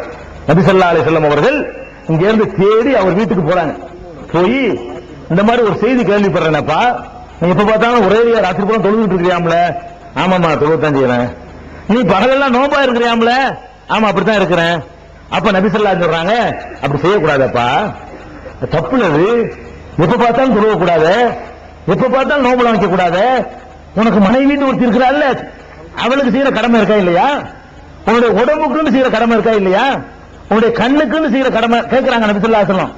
இன்னலி ஜஸதிக அலைக ஹக்கா, உன் உடலுக்கு செய்யற கடமைகள் இருக்கின்றன. ஒலி ஜௌரிக அலைக ஹக்கா, ஒலி ஜௌஜிக அலைக ஹக்கா, ஒலி ஐனிக அலைக ஹக்கா. உன்னுடைய கண்ணுக்கு, நீ கண்ணுக்கு செய்யற கடமை என்ன? அதுக்கு ஒரு 8 மணி நேரம் 6 மணி நேரம் ரெஸ்ட் கொடுக்கணும். முடிச்சுக்கிட்டே இருந்தீங்கன்னா கண்ணுக்கு செய்யற கடமை நீ வீணாக்குற. உடம்புக்கு செய்யற கடமை என்ன? உடம்புக்கு செய்யற 3 வேளைக்கு சோத்தை கொடுக்கணும், குறைஞ்சபட்சம் 1 வேளைக்காவது கொடுக்கணும். அதுக்கு தகுந்த மாதிரி அதை பேணிக் கொள்ள வேண்டும். உடம்புக்கு செய்யற கடமைன்னு ஒண்ணு இருக்குது, பொண்டாட்டிக்கு செய்யற கடமைன்னு ஒண்ணு இருக்குது. நீ பாட்டுக்கு ராத்திரிலாம் உன்னை எதிர்பார்த்த அந்த மனைவி உட்கார்ந்துட்டு இருக்கும்போது அல்லாஹ் பள்ளியாத தொழுது உட்கார்ந்து என்ன ஆகுது? எதுக்கு பின்ன கல்யாணம் பண்ணு? ரசூலுல்லாஹ் கேட்கறாங்க, எதுக்கு நீ கல்யாணம் பண்ண? அவர் கல்யாணத்தை பண்ணிவிட்டு நீ பாட்டு தொழுகுறியா? நீ இதுதான் இஸ்லாமிய மார்க்கம்னு சொல்லி அவரை கடுமையா வான் பண்ணி எச்சரிக்கை பண்றாங்க. இது சஹீஹுல் புகாரி இல்ல, கிட்டத்தட்ட ஒரு 20 இடத்துல வருது இந்த ஹதீஸ். திருப்பி திருப்பி பல இடங்கள்ல புகாரி இமாம் அவர்கள் இந்த ஹதீஸை பதிவு செய்யறாங்க. நான் கேட்கிறேன், கல்யாணம் பண்ணிவிட்டு மனைவிக்கு செய்யற கடமை ஒண்ணு இருக்குன்னு எத்தனை பேர் உணர்ந்திருக்கீங்க? போய் சம்பளத்துக்கு இருக்க இயலாது. அப்படியே என்ன தண்ணி கட்டிட்டு வந்துட்டீங்க? இல்ல ஏமாத்தி வேலை, என்ன அள்ளி கட்டுறீங்க? 3 வருஷத்துக்கு ஒரு வேலைக்கு கான்ட்ராக்ட் போவீங்க. அந்த வேலைக்கு போறதுக்காக வேண்டி 1 லட்சம் ரூபாய்க்கு நீங்க செலவு பண்ணுவீங்க. ஸ்டார்டிங்ல விசாண்டும் டிக்கெட்னு செலவு பண்ணி போடுவீங்க. அவன் எவ்வளவு தருவான்? 3000 ரூபாய் இருக்கும் சம்பளம். 3000 ரூபாய் சம்பளம் தருவான். 300 ரியால் தருவான். 3500 ரூபாய் அந்த நாட்டுக்கு வரும். 3500 ரூபாய் வாங்குறீங்களா? எவ்வளவு நாளைக்கு வாங்குறீங்க? 3 வருஷம் வாங்குறீங்க. ஒரு 3500 ரூபாய் வருஷத்துக்கு என்னங்காச்சு? 40000 ரூபாய் ஆச்சு. 40,000 வருதா? 3 வருஷத்துக்கு எவ்வளவு? 1,20,000 ரூபாய். 1 லட்சம் ரூபாய் கொடுத்துட்டு போய் 1,00,000 சம்பாதிக்க பெரிய சாதனையா 3 வருஷத்துல? 1,00,000 ரூபாய் கொடுத்துட்டு வெளிநாட்டுக்கு போய் 1,20,000 ரூபாய் சம்பாதிக்கிறது 3 வருஷத்துல ஒரு சாதனையாண்ட. இதை மூட்டத்துக்கு கூட சம்பாதிப்பானீங்க. ஒரு கொத்தனார் சம்பாதிக்கிறான, ஒரு நாளைக்கு 200 சம்பாதிக்கிறான, தெரு கூட்டுறவன் சம்பாதிப்பான, இத ஒரு தள்ளு வண்டியில ஒரு கத்திரிக்காய் விற்கிறவன் சம்பாதிப்பான, இதை விட அதிகமா சம்பாதிப்பான. நீ என்னத்தை போட்டு அள்ளி கட்டிட்டான? வேற வேற சமுதாய மக்கள் போனாச்சும் நான் வரவேற்பேன். ஏன்னு கேட்டா அவங்க லேபரா போறதில்லை. நீ படிக்கிறதும் கிடையாது, அந்த தகுதி உண்டாக்கிறதும் கிடையாது. இங்கேயும் அவன் தான் உங்களுக்கு மேல ஆட்சி பண்றான். அங்கேயும் என்னடான்னு பார்த்தா இவர் லேபரா இருப்பாரு. மற்ற சமுதாய மக்கள் அழகா படிச்சு விட்டு சூப்பர்வைசரு, என்ஜினியரு, அவன் உட்காந்து 40,000 ரூபாய் சம்பளம். அவன் பொண்டாட்டி கூட்டிட்டு போயிருவான். பொண்டாட்டி கூட்டிட்டு போற அளவுக்கு அவனுக்கு சம்பளம், இவருக்கு 3,000 ரூபாய் சம்பளம். லேபர் எடுபடி வேலை. படிச்சுட்டாவது போனீங்கன்னா ஒரு 40,000 ரூபாய் 1,00,000 ரூபாய் சம்பளம் கிடைக்கிற மாதிரி போனா பொண்டாட்டி கூட்டிட்டு போகலாம். உனக்கு அந்த மனைவிக்கு செய்யற கடமையை உன்னால் செய்ய முடியும். 3,000 ரூபாய் வாங்குறவனு செய்ய முடியுமா? கூட்டிட்டு போயலுமா? கூட்டிட்டு போக இயலாது. அது என்ன எல்லாம் வெத்தும் பெருமைக்கு மாவு இடிக்கிறது இல்லையா? மாவு இடிக்கிறது 4 வீட்டுல இடிக்கிறாங்கன்னு சொன்னா ஒண்ணும் இல்லாத வெறும் உலகை போட்டு இடிப்பான். அந்த பெருமைக்கு இடிக்கிறது அர்த்தம். அந்த சத்தம் கேட்கணும். அங்க இடிக்கிறாங்கல்ல, எந்த வீட்லயும் தான் இடிக்கிறோம். அந்த பெருமைக்கு மாவு இடிக்கிறது. வெறும் உலகையை போட்டு வெறும் உரல போட்டு இடிச்சா பெருமை. அதைத்தான் நீ பண்ணிக்கிட்டு இருக்கிற. எங்க மாப்பிள்ளை கப்பல் இருக்கிறார். இந்த ஊர்ல கப்பல் பேர் இருக்கு. அது பேர் என்னது? கட்ட விளக்கமாரா இருந்தாலும் கப்ப விளக்கமாரா இருக்கணுமா? பழமொழி. கட்ட விளக்கமாரா இருந்தாலும் என்ன இருக்குது? கப்ப விளக்கமாறு. வெளிநாட்டு சாமான், ஃபாரின் சாமானா இருக்கணும். அப்படி இந்த இருக்க ஒரு போடு போட்டான் போயிட்டு இந்த வர்ற ஆடு முடிஞ்ச கதை. ஒரு 2 ஸ்கட் தான் விட்டான். அங்க ஏர்போர்ட் அன்னைக்கு தான் போட்டு போயிடும். இது ஒரு வாழ்க்கையான்னு கேட்கிறேன். நாளைக்கு 2 ஸ்கட்டை விட்டா அடுத்து கத்தரு. அமெரிக்காவை ஆட்டம் கண்டு ஓடி போயிட்டாப்ப. அமெரிக்காவை ஆட்டம் கண்டு தரப்பட ரிட்டர்ன் ஓடி வந்துட்டாங்க. குவித்து கூடி வந்துட்டு இப்ப தரப்பட வாபஸ் பின்னி எடுக்கிறான் அவன் ஈராக்ல. அவன் அடிக்கிற ஸ்கட்டுக்கு இதுக்கு பயந்துகிட்டு என்ன ஆகுது இப்ப கதை? கோயத்துல ஏர்போர்ட்ல காத்து நிக்கிறான். காசு அதிகம் கொடுத்து ஓடி வர வேண்டும். என்ன ஆச்சு? ஒரு செகண்ட்ல மாத்தி விட்டுறான். என்னப்பா இதுக்காண்டி அப்ப அலையிறீங்க? நீங்க வெளிநாட்டுக்கு போங்க. உங்கள் மனைவிக்கு செய்யற கடமையை செய்ய முடிந்தால் போங்க. பொம்பளைங்க விளங்காம அறியாம ஏதோ 4 வீட்டுல இருக்கிற மாதிரி பொம்பளைகிட்ட ஒரு பெரிய நோய். என்ன நோய்? திங்கிறதுக்கு ஆசைப்பட மாட்டாங்க, நாக்குக்கு ருசியா இருக்குன்னு ஆசைப்பட மாட்டாங்க, புருஷனுக்கு அள்ளி வைப்பாங்க, சோக்காட்டு ஆசைப்படுவாங்க. எதுல போடுவாங்க? அங்க பிரிச்சு வாங்கினா எங்க வீட்டுல ஒண்ணு இருக்கணும். அது யூஸ் ஆகுதோ இல்லையோ. அங்க 2 காப்பு வாங்கினா இங்க ஒரு காப்பாச்சும் வாங்கணும். இல்லன்னா திருப்தி அடையாது. அந்த ஒரு பலவீனம் பெண்கள்கிட்ட இருக்கிற காரணத்தினால அவங்க டிரெஸ்ல ஒரு பெருமை, அணிகிற ஆடை அழகின் பெருமையா இருக்கு. அதனால அவங்க நேரத்தில் விளங்காம நீங்களும் போங்க, எல்லாரும் மாதிரி நானும் புடவை கொடுத்துவான்ல அன்னைக்கு சொல்லுவா வேண்டும்னா 1 மாசம் 2 மாசம் அப்புறம் என்ன கப்பலுக்கு போன மாதிரி பாட்டு படிக்க வேண்டியதான். நடக்கவே இல்லையா? இதெல்லாம் பெண்கள் உணர்ந்துக்கிறேன். இதெல்லாம் உங்களை திருப்திப்படுத்தாது. இதெல்லாம் இதை இழந்துட்டு எங்க போய் கிடைக்குமாங்க? இது ஹராமா தான் போய் அடைய முடியுது. இந்த தாம்பத்திய சுகத்தை எங்க போய் வாங்குவீங்க? மார்க்கம் தடுத்திருக்கிற வகையில போய் அடைஞ்சி நரகத்து கொல்லிக்கட்டை ஆக முடியுமே தவிர ஹலாலான முறையில மார்க்கம் அனுமதிக்கிற முறை அடைய முடியுமா? அங்க போய் அவனும் ஏங்கி இவனும் ஏங்கி பைத்தியம் முடிச்சு இது ஒரு வாழ்க்கைன்னு செய்றீங்களங்க. தௌஹீதுன்னு சொல்லி கொண்டு மார்க்கத்தை ஏத்துக்கிட்டு ஏன் உங்களுக்கு வழங்க மாட்டேங்குது? ஏன் அந்த அவருக்கு வள்ளுவன் சொல்றான், மார்க்கம் இல்லாத அவன் சொல்றான். குழல் இனிது யாழ் இனிது என்பர் தம் குழந்தை மழலை சொல் கேளாதாருங்கிறான். தன்னுடைய குழந்தையுடைய மழலை சொல் இருக்குத அதை கேட்காதவன் தான் குழல் இனிமையானது யாழ் இனிமையானதும் பானா. அந்த மழலை மொழியுடைய அந்த இனிமையை அனுபவிச்ச தஞ்சை மாவட்ட சகோதரன் எத்தனை பேர் சொல்லுவாங்க? பாப்பா போதான்னு சொல்லுமே, போதான்னு சொல்லணும். அந்த அப்பாவை போடான்னு கூட சொல்ல தெரியாது. அதுல வர்ற உனக்கு சந்தோஷம், அந்த கிக்கு எதாவது வருமா? அந்த போத எதுலையாச்சும் வருமா? உனக்கு கிடைக்குமா? அதை இருந்து கொஞ்சம் பொழுது உனக்கு கணத்துல அறையுமே, அதுல கிடைக்கிற ஒரு இன்பம் உனக்கு எங்கேயாவது கிடைக்குமா? அதான் இப்ப 85 வயசுல அடைய போறியாங்களா? 95 வயசுல ஊர்ல உட்கார்ந்து அடைய போறியா? அப்ப ஏகத்துவவாதிகள் தெளிவா இருக்கணும். காசு பணம் பெருசு இல்ல, உன் மனைவிக்கு நீ செய்யற கடமை ஒண்ணு இருக்குது. பாப்பா சொன்னாலும் உம்மா சொன்னாலும் 50,000 ரூபாய் சம்பளம் பொண்டாட்டி கூட்டிட்டு போக முடிஞ்சா போ. இல்லையா எல்லாம் ஆத்து போய் உட்கார்ந்து இருக்கு. அப்போ எல்லாம் போய் 65 வயசு ஆகி இனிமே தேவையில்லை, ஒருத்தருக்கு ஒருத்தர் தேவையில்லை போ. அது தப்பு கிடையாது. மனைவிக்கு செய்யற கடமை அப்ப காசு தான், வேற ஒரு கடமை கிடையாது. 65 வயசுல செய்யற காசு ரூபாய் தோத்துக்கிட்டு இருப்பான். அப்ப அந்த மாதிரி கட்டத்துல போகலாம், அல்லது நீ கூட்டிட்டு போறாந்தா போகலாம். இல்லன்னா இங்க அல்லாஹ் திறந்து போட்டு வச்சுக்கிறாங்க. இந்தியாவுல சம்பாதிக்கிறதுக்கு லட்சம் வழிகள் இருக்குது. அல்லாஹ் மூளையை தந்திருக்கிறான், பலத்தை தந்திருக்கிறான். அதை விட அதிகமாக சம்பாதிக்கலாம். இந்த நாட்டில் என்னைய மாதிரி ஊர் சுத்திட்டு இருக்கிறவன நான் வந்து எவன்ட்டு கையேந்தாம நான் சம்பாதிக்கிறேன். எவன்ட்டு 1000 வழி இருக்கு. ஹலாலான முறையில உட்கார்ந்த இடத்துல நீங்க சம்பாதிக்க முடியும். ஆனா ஊரா சுத்திட்டு இருப்பேன், உங்களுக்கு தெரியும். அப்ப சம்பாதிக்கிறதுக்கு அவ்வளவு வழிகள் எல்லாம் தந்திருக்கிறான். எவன்கிட்டையும் கையேந்த தேவையில்லை.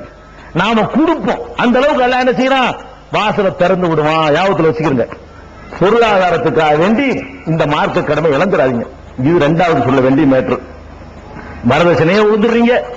இந்த அரபு நாட்டு சம்பாத்தியம் எத்தனை அனுபவங்களை பார்த்த பிறகு ஒரு காலத்துல ஓடினாங்க, பர்மாவுக்கு போனாங்க. பர்மாவில் போனா அள்ளி கட்டிட்டு வரலாம். ஊடு கட்டுறதுக்கு தேக்கங்க வரும். பர்மா தேக்கண்டு பேர். கப்பல்ல கொண்டு வந்து ஊடு கட்டுவாங்க. என்ன ஆச்சு கடைசியில? இதே மாதிரி ஒரு வாரு யுத்தம், இதே மாதிரி போட்டாங்க. எல்லாம் ஓட்டு வந்தாச்சு. இதே மாதிரி போட்டாங்க, டொப்பு போட்டாங்களா? பர்மாவுக்கு போனாலும் என்னாச்சு? இப்ப உறுத்தின வெட்டி ஆளுமா வந்து சேர்ந்தாச்சு. என்னங்க நம்ம நாட்டில் இருக்கிற ஒரு கண்ணியம் கேரண்டி அங்க இருக்காங்க? எங்கேயும் கேரண்டியில உலக வாழ்க்கைக்கு இருந்தாலும் வெளிநாடுங்கிறத விட நம்ம நாட்டில் கேரண்டி கூட தானே. நம்ம எங்கேயும் ஓடிட மாட்டோம் இருப்போம். நம்ம எப்படி பாகிஸ்தான் தள்ள முடியுமா? அவனுக்காச்சு நீங்க போட நாயின்னு சொல்லுவோம். நாயாண்ட போகணும். எங்க நாட்டில் விட்டு நாயா போகணும் கேட்பா இல்லையா? இது நம்ம நாடு. நம்ம நாட்டை விட்டு நம்ம போக முடியாது. அங்க என்ன ஒரு பாம்பு போட்டா முடிஞ்சு போச்சு. பர்மாவை விட்டு வந்தாச்சு. இப்ப என்ன? காரைக்குடி பாருங்க, காரைக்குடி பார்த்துப்பாங்க. அங்க பெரிய பெரிய கதவு, ஒரு கதவு 5 லட்சம் ரூபாய் வரும். பர்மா தேக்கில கட்டின கதவு இருக்குது, வீட்டுக்குள்ள கதவு 5 லட்சம் ரூபாய். புடிங்கி விட்டுறாங்க. என்ன கதை? கரண்ட் பில் கட்ட காசு இல்ல. ஒரு வாரத்துக்கு ஜன்னல வைக்கிறான், ஒரு வாரத்துக்கு கதவை வைக்கிறான், ஒரு வாரம் கட்டில வைக்கிறான். முடிஞ்சு வச்சா கதை. பர்மாவில் அனுபவப்பட்டீங்க. கொழும்புக்கு போனீங்க, இலங்கை திறந்து கிடக்கு. இலங்கை அள்ளிக்கிட்டு வரலாம். எங்க மாவட்டத்துக்காரன் இலங்கை. உங்க மாவட்டத்தில் ஜாஸ்தி போல. எங்க மாவட்டம் ராமநாதபுரத்துல மதுரையில இருந்து ஓடினாங்க. எங்க கொழும்புக்கு போனாங்க. என்னாச்சு? ஒரு குட்டிமணி ஜெகன் பிரச்சனை வந்து சாப்பிட்டான், பின்னி எடுத்தானா எல்லாம் போச்சு. ராத்திரி பணக்காரனா படுத்தவன் காலையில பார்த்தா மண்டபத்தில் பட்டச்சோறு. அங்க பெரிய மில்லுக்கு அதிபரா படுத்தான். காலையில பார்த்தா மண்டப அகதி முகாமில் பட்டச்சோறு வாங்கி திங்கிறான். கோடீஸ்வரன். இதான்ப்பா வெளிநாடு. விளங்கிக்க. அது இன்னைக்கு நாளைக்கு அரபு நாட்டில் நடக்கிறதுக்கு வாய்ப்பு இருக்கு. இந்த வந்து முடிஞ்சு வச்சுக்காத. மலேசியாவுக்கு போனீங்க, மலேசியாவில மன்னிப்பு கேட்டான், அது பின்னி எடுத்து அனுப்பிவிட்டாங்க. என்ஜினியருக்கு இந்த கதி. எதுக்கு இன்னொரு நாட்டில் போய் அடிமை சேவகம் செய்யற? நான் கேட்கிறேன், அரபு நாட்டிலையும் கேட்கிறேன், வேற நாட்டுக்கும் கேட்கிறேன்.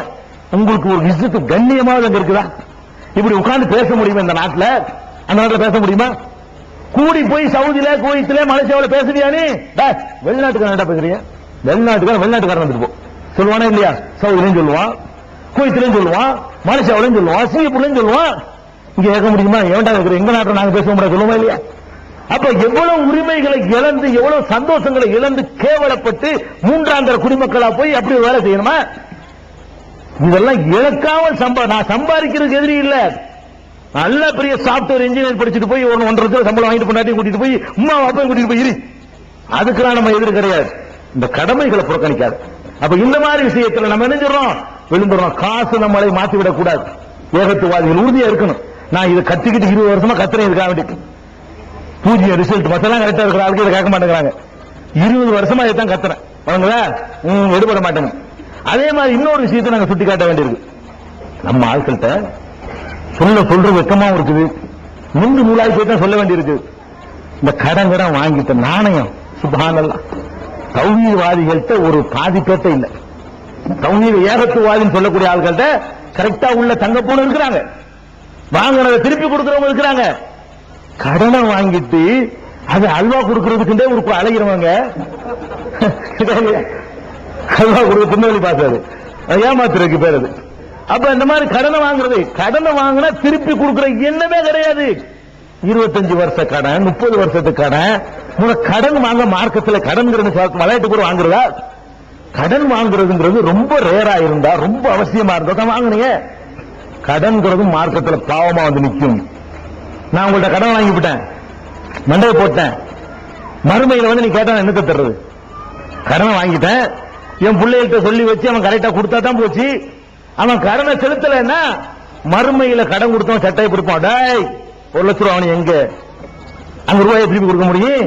அங்க எதை திருப்பி கொடுக்கணும்? உங்க தொழுகையை திருப்பி கொடுக்கணும், உங்க நோன்பை திருப்பி கொடுக்கணும், உங்களுடைய வணக்க வழிபாடுகளை திருப்பி கொடுக்கணும். எல்லாம் இழந்து நிற்பீங்க. நபிகள் நாயகம் ஸல்லல்லாஹு அலைஹி வஸல்லம் சொன்னாங்க, யுக்ஃபரு லிஸ்ஸஹீதி குல்லு தம்பின் இல்ல தைன். உயிர் தியாகம் செய்தவருக்கான அவன் கடன் வாங்கி இருந்தால் அது மட்டும் மன்னிக்கப்படாது, மற்றதான் மன்னிக்கப்படும். கடன் வாங்கி இருந்தால் சம்பந்தப்பட்டவன் சட்டையை பிடிக்கத்தான் செய்வான். உயிர் தியாகிக்கு இந்த கதி. எத்தனை பேர் நாணயமா நடக்கிறீங்க, எத்தனை சகோதரர்கள் நான் பார்க்கிறேன். ஒரு ஆளு நம்ம மக்கள் மற்ற மக்கள் எல்லாம் பார்க்கறாங்கன்னு வெக்கப்பட வேண்டியது இல்ல, நாமளே தான் இந்த செய்யணும், திருத்திக் கொள்ள வேண்டும். ஒரு ஆள் ரொம்ப கஷ்டப்படுறாருன்னு சொல்லி நான் ஒரு செல்வந்தருக்கு ஒரு கடிதம் கொடுத்து விட்டேன். ரொம்ப கஷ்டப்படுறாரு, இவருக்கு ஒரு 10,000 ரூபாய் கடன் கேட்கிறாரு, சின்ன தொழில் வச்சு பழச்சிக்கிறேன்னு சொல்றாரு, திருப்பி தந்துருவாரு அப்படின்னு சொல்லி எழுதும்போது நான் ஒரு வாசகம் எழுதுனதுல இவர் நம்ம தௌஹீத்வாதின்னு சொல்லி அவர் போன் பண்ணி எனக்கு கடிதத்தை வாங்கி அவர் உட்கார வச்சுக்கிட்டு, நீங்க இந்த கடைசியா அவர் தௌஹீத்வாதின்னு சொன்னீங்களே அது எழுதாம இருந்தா நான் கொடுத்திருப்பேன். அவர் சொல்றாரு, சிரிக்கிறதுக்கு இல்ல, சொன்னார் தௌஹீத்வாதின்னு சொன்னீங்க பாருங்க, அதனால எனக்கு சந்தேகமா இருக்குது. ஏன்னா தௌஹீத்வாதி என்ன நினைக்கிறான்னு கேட்டா சிறுக்கு தவிர எல்லாம் மன்னிப்பான்னு நினைச்சுக்கிட்டு என்ன வேணாலும் செய்யலாம் நினைக்கிறான்.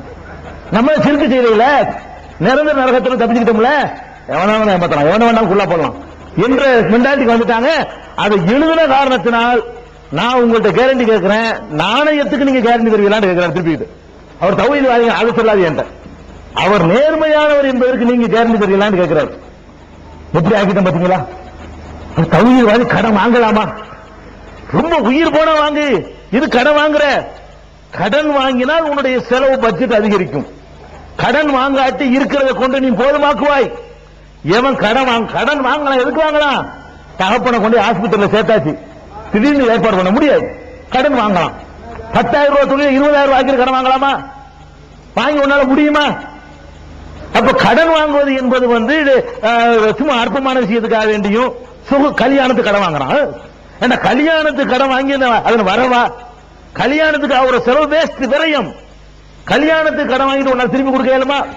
கத்தம் ஒரு கடன் வாங்குறான், பாத்தியாவை கடன் வாங்குறான், ஏழாம் பாத்தியா கடன் வாங்குறான், இதெல்லாம் உனக்கு எப்படி திருப்பி கொடுக்க இயலும்? கடன் வாங்கலன்னா இருக்கிறது தகுந்த மாதிரி கொண்டு போயிருப்பியா இல்லையா? நீ 10 பேருக்கு சோறு கொடுக்குற, 2 பேருக்கு கொடுத்துருப்பீங்களப்பா. கடன் வாங்கித்தான் 40 பேருக்கு கொடுத்த. கடன் வாங்கினு 4 கடை அறுத்த, கடன் வாங்கின ஒரு கோழி அறுத்த 2 பேருக்கு கொடுத்துருப்பீங்கள. அப்ப கடன் வாங்குவதனால் நல்லா விளைக்கிறங்க. ஒரு ஏகத்துவவாதி கடன் வாங்குவதற்கு அஞ்ச வேண்டும், கடன் வாங்கக்கூடாது.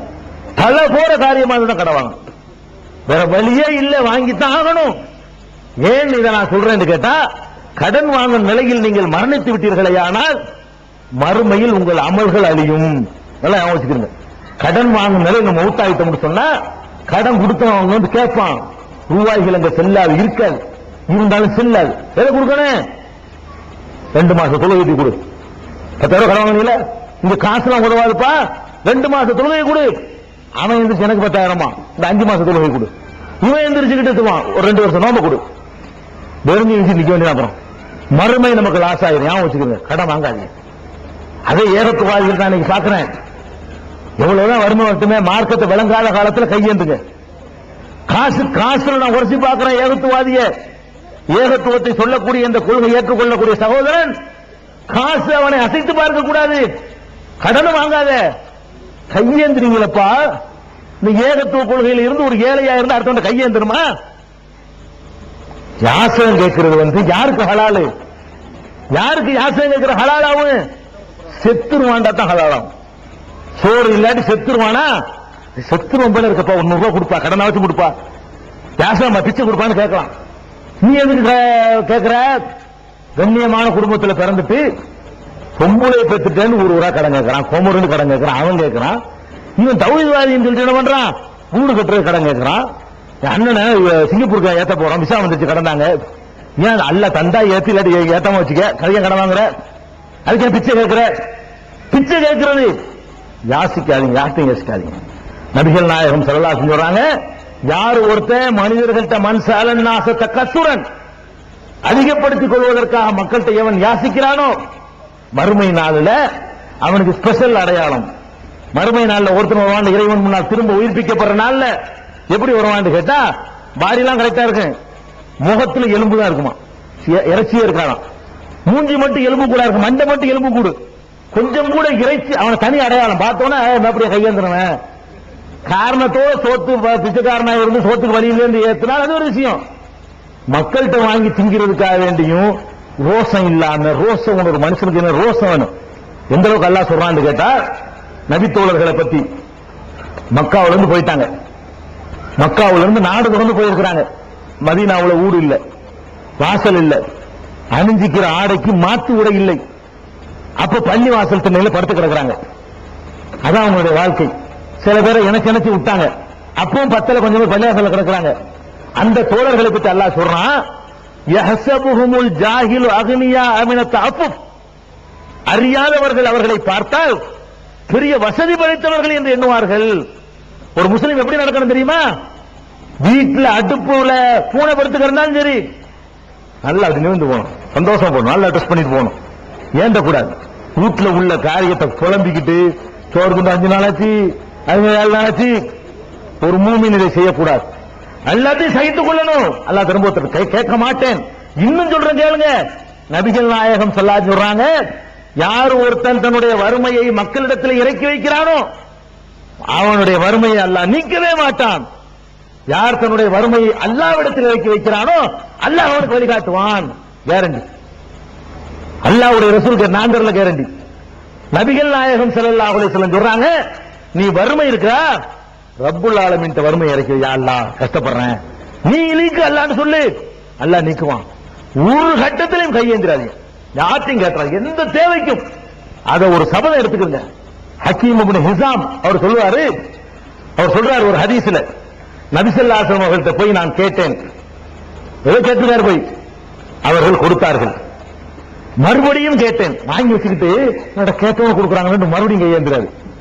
மறுபடியும் நபி ஸல்லல்லாஹு அலைஹி வஸல்லம் தந்தார்கள். 3வது தடவை கேட்டேன், அப்போதும் தந்துவிட்டு சொன்னார்கள், ஹக்கீமே, அவர்கள் ஹக்கீமே, இந்த காசு செல்வம் இருக்கிறத ரொம்ப ஈர்க்கக்கூடியது, ரொம்ப கவர்ச்சியானது. இதை யார் ஒருத்தன் அதிகப்படுத்திக் கொள்வதற்காக கேட்கிறானோ அவனுக்கு அல்லாஹ் அதிகப்படுத்த மாட்டான். அதனால் நீ கேட்காதேன்னு சொன்னார்கள். அதற்கு ஹக்கீம் சொல்றாரு, அதற்கு பிறகு நான் ரொம்ப கஷ்டப்பட்டேன். ஒரு காலத்தில் அபூபக்கர் ஆட்சியை அழைத்தார், ஹக்கீமே இந்தா உதவி பணம் தந்தார், மனுஷன் வாங்க மாட்டேன் என்று சொல்லிவிட்டேன். உமர் கூப்பிட்டு தந்தார், வாங்க மாட்டேன்னு சொல்லிட்டேன். என்னுடைய சவுக்கு, குதிரையில ஒரு சவுக்கு வச்சிருப்பாங்க, சாட்டை கீழே விழுந்தால் கூட எடுத்துத்தாய் என்று கூட உதவி கேட்க மாட்டேன்.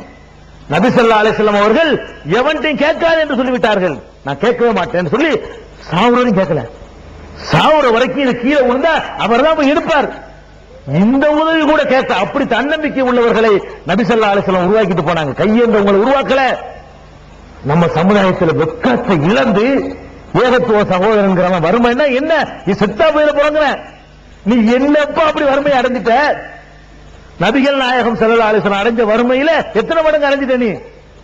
நபித்தோழர்களுக்கு இருந்த வறுமையில எந்த வறுமை வந்துருச்சு உனக்கு? ஒரு நாளைக்கு ஒரு பேரிச்சம்பழம் நபிகள் நாயகத்தின் உணவு. அப்படி வாழ்ந்தாங்களா இல்லையா? 3 நாட்கள் அடுப்பு புகையவில்லை நபிகள் நாயகம் வீட்டுல. அப்ப என்ன சாப்பிடுவீங்கன்னு ஆயிஷாட்ட கேட்கிறாங்க சஹாபாக்கள். பேரிச்சம்பழமும் தண்ணி, வேற என்ன? 2 பேரிச்சம்பழம் 2 டம்ளர் தண்ணி, இதான் எங்க உணவு. யார் சொல்றா? ஆயிஷா நாயகி சொல்றாங்க. நபிகள் நாயகம் ஸல்லல்லாஹு அலைஹி வஸல்லம் அவர்கள் தீட்டப்பட்ட கோதுமை உணவு சாப்பிட்டதே இல்லை. தீட்டப்படாத கோதுமையை சல்லடையில அரித்து அதை ஊதுவோம், உமிகள் பறந்துவிடும், தண்ணீர்ல குழச்சி சாப்பிட்டு, ரொட்டி சுட்டு கூட சாப்பிட மாட்டாங்க. இந்த வறுமையா உனக்கு வந்துருச்சு? ஒருவர் கேட்கிறார் நபிகள் நாயகத்தில், அல்லாஹ்வுடைய தூதரே, எங்களிடத்தில் ஒரே ஒரு ஆடை தான் இருக்கிறது போர்த்திக் கொள்வதற்கு, மேலே அணிந்தால் கீழே அணிய முடியாது, கீழே அணிந்தால் மேலே அணிய முடியாது, அப்ப மேலே அணிந்து கொண்டு நாங்கள் தொழலாமான்னு கேட்கும் பொழுது நபிகள் நாயகம் திருப்பி கேட்கிறாங்க, அவளை குள்ளிக்கும் சௌபானி, ஏன்பா எல்லாரும் என்ன 2 வச்சு எல்லாம் ஒண்ணு வச்சுக்கிறோங்கிறாங்க. யாருக்கு 2 வச்சுங்கிற நீ? எல்லாத்தையும் ஒண்ணுதான வச்சிருக்கிறோம். அணியிற ஆடைக்கு மாற்று ஆடை இல்லாத ஒரு வறுமை, அந்த வறுமையா உனக்கு இருக்குது? நபிகள் நாயகம் ஸல்லல்லாஹு அலைஹி வஸல்லம் வீட்டுக்கு போவாங்க, ஹல் இந்தக்கும் செய்வோன், ஏதாவது திங்கிற வச்சிருக்கான்னு கேட்பாங்க. எதுவுமே இல்லை என்று சொன்னால் நான் இந்த நோன்பாக இருந்து கொள்கிறேன். இப்படி ஒரு வீடு உலகத்தில் காட்டுங்களா பண்ணீங்க?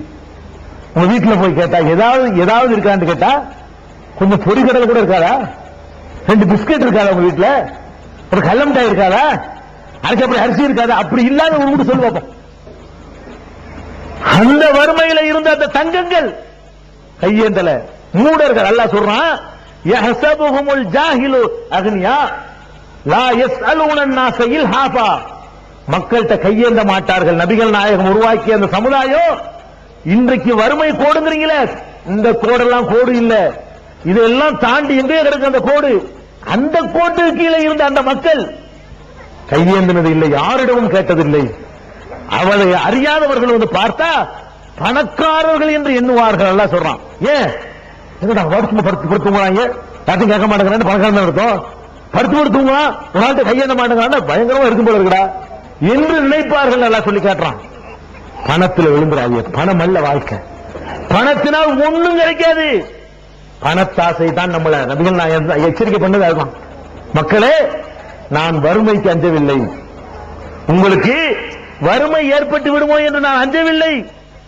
எதற்கு அஞ்சுகிறேன் என்று சொன்னால், பணம் தாறுமாறாக குவிந்து அதனால் தரிகட்டு போய் விடுவீர்களோ என்றுதான் நான் அஞ்சுகிறேன். அதனாலதானுங்க அநியாயத்துக்கு பாம்பு போட்டுக் கொள்றான்.